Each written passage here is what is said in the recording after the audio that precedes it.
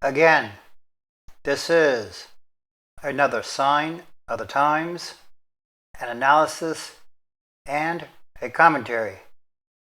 It's time for prophecy to be fulfilled. They say this is just the beginning of sorrows.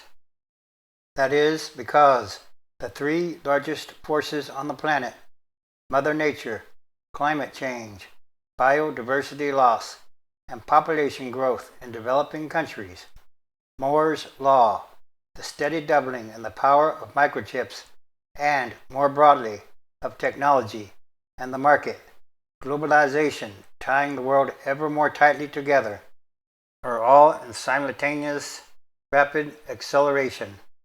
This combination is stressing strong countries and blowing up weak ones, and the ones disintegrating first are those that are the most artificial.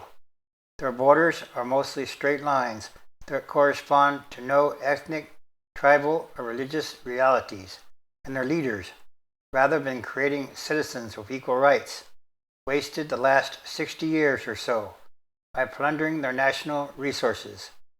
So, when their iron fists come off in Libya and Iraq with our help, there's nothing to hold these unnatural polygons together.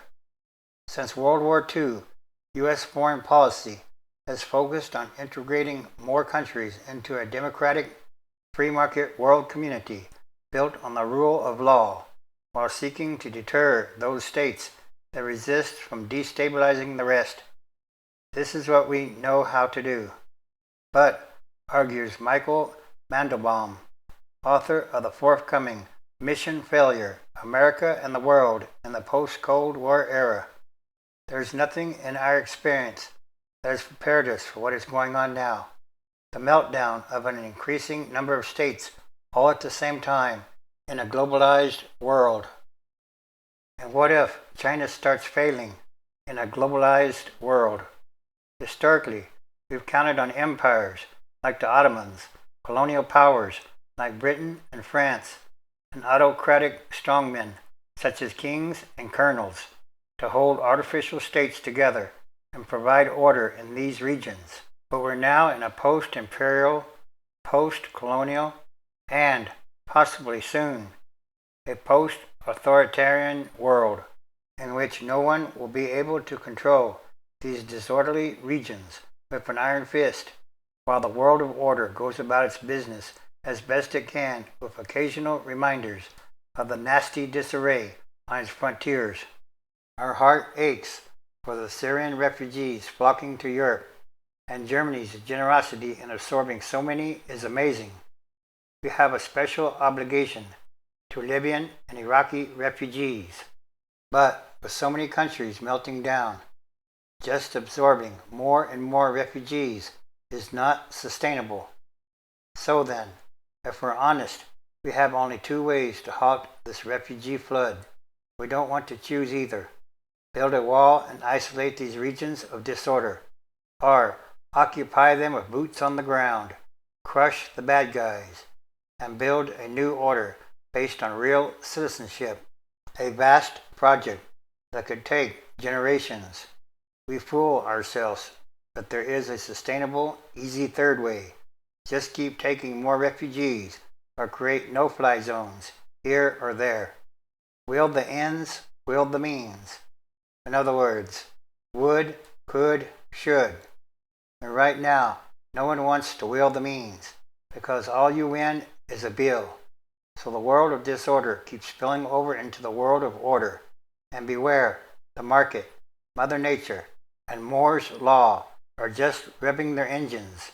You haven't seen this play before, which is why we have some hard new thinking and very hard choices ahead.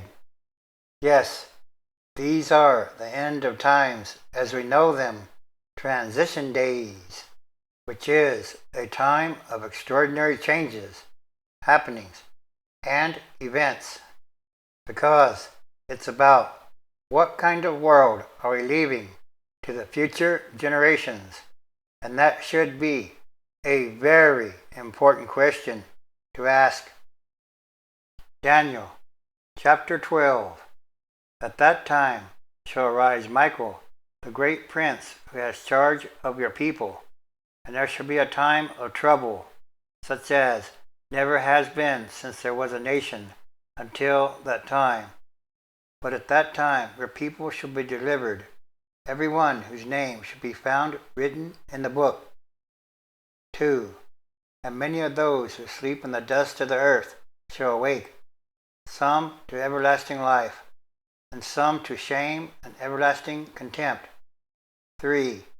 And those who are wise shall shine like the brightness of the sky above, and those who turn many to righteousness like the stars forever and ever. 4. But you, Daniel, shut up the words and seal the book until the time of the end. Many shall run to and fro, and knowledge shall increase. So again, it's time for prophecy to be fulfilled. And all these are more signs. And this is the warning.